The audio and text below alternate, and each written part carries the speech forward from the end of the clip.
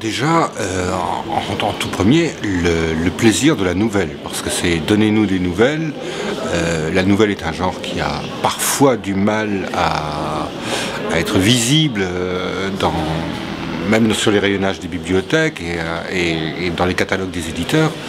Et de montrer, et Franz Martel l'a fait également, que la nouvelle est un moment de plaisir. Alors ça peut être un plaisir ambigu, un plaisir de doute, un plaisir triste éventuellement, mais c'est quand même le plaisir de la chose brève. Et qui dit texte bref dit attention extrême aux mots.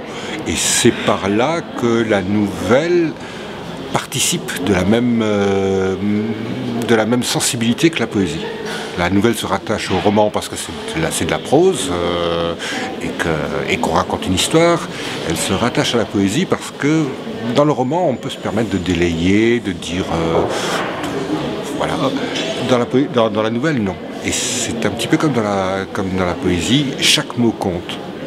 Toutes les nouvelles ne répondent pas à cette rigueur-là, mais c'est en tout cas l'ambition du nouvelliste, c'est que sa nouvelle soit complète et sans un mot de trop. Donc il faut mesurer, économiser ses moyens, pas parce que c'est comme l'art du bonsaï. On veut que l'histoire soit pleine, soit entière, soit un monde entier, soit un univers, mais on veut qu'il se tienne en 10 pages, ou 5 pages, ou une page pour certaines nouvelles. Alors, c'est une conséquence tout simplement de vieillir. Quand on est jeune, on a envie d'être soi, d'être au fond de soi, d'être pleinement soi. Et plus on vieillit, plus on avance en âge, plus on trouve que ce qui est intéressant, c'est ce qui est dehors. Et que le plus beau de la vie, c'est le non-moi, c'est l'autre, c'est celui que je ne connais pas encore, c'est l'émotion que je n'ai pas encore éprouvée, c'est le paysage que je n'ai pas encore vu, c'est la personne que je n'ai pas encore rencontrée, que je n'ai pas encore aimée. C'est ça qui est beau. Et pour pouvoir se mettre dans les dispositions d'éprouver ça, de rencontrer ça et d'écrire ça, il faut être au seuil de soi-même. Il ne faut pas être enfermé dans soi, en train de ressasser des pensées, des écrits, des choses, des souvenirs, etc. Même si, quand on écrit et quand j'écris, je puise dans ces souvenirs, mais pour pouvoir mieux sortir à la rencontre de l'inconnu, tout simplement. Alors c'est une phrase d'Antoine Blondin, hein, j'habite au seuil de moi-même, à l'intérieur il fait trop sombre. Voilà, c'est à cette frontière, à cette limite du moi et de l'autre que la vie est belle. Et que l'écriture est belle aussi, et que c'est intéressant tout simplement. Dans moi, c'est pas très intéressant. Tout le monde, on a tous un peu les mêmes choses au fond de soi, qui sont des trucs un peu âcres, un peu aigris, un peu des envies, des jalousies, des regrets, des remords.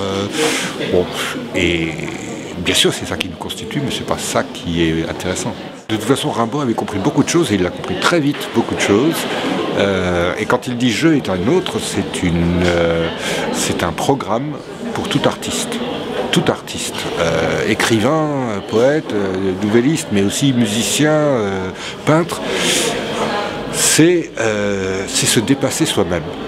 C'est aller au-delà de... De toute façon, quand on écrit, quand on produit une œuvre d'art, c'est créer quelque chose qui va au-delà de soi, au-delà de son discours, au-delà de sa personne, être meilleur que soi-même, en fait, voilà.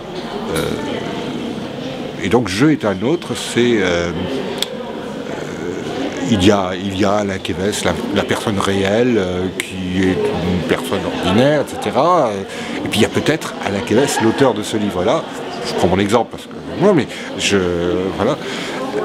L'auteur, celui qui est sur la page de couverture n'est pas la personne qui porte le nom. Il partage ce nom avec la personne réelle, mais l'auteur est un autre.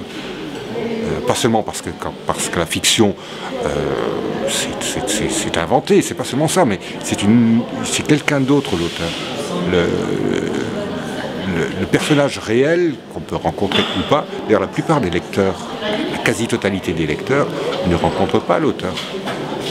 Ils voient un livre, et pour eux, l'auteur, c'est simplement quelque chose une graphie sur un livre, et éventuellement une photo dans des magazines, si l'auteur est connu, mais l'auteur, c'est quelqu'un d'autre que la personne réelle. Ah, les filles de FIP. C'est vrai que moi, je le dis d'ailleurs dans une nouvelle, j'écris une nouvelle sur le fait de tomber amoureux de voix. Et j'ai passé ma vie à tomber amoureux de voix au téléphone, de voix à la radio, de voix de l'autre côté du mur. Parce que ce qui est intéressant, c'est aussi l'incomplétude.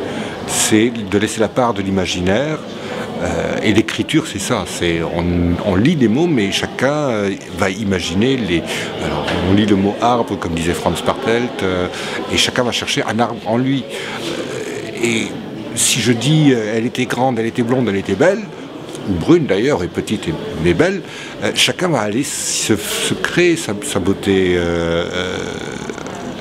Et voilà, le texte, la littérature, l'écriture est incomplète. C'est une communication incomplète des choses. Et c'est ça qui est intéressant, c'est de laisser au lecteur le soin de compléter le travail de l'auteur. Alors ça peut être de l'identification, ça peut être du rêve. La nouvelle en particulier, comme technique, un roman essaye de tout dire. Il va tout dire d'une réalité, il va expliciter, il va expliquer, il va remonter aux générations précédentes, aux générations suivantes. La nouvelle, souvent, prend un personnage à un moment X et le laisse à X plus 1 ou 2 secondes. Et c'est le lecteur qui complète, l'avant et l'après. Et certaines nouvelles à chute tombent sur une phrase incomplète ou sur on ne sait pas très bien ce qui se passe. Et comme technique, on apprécie ou pas, mais c'est vrai que c'est quelque chose qui est spécifique à la nouvelle, c'est de laisser au lecteur le soin de compléter l'œuvre.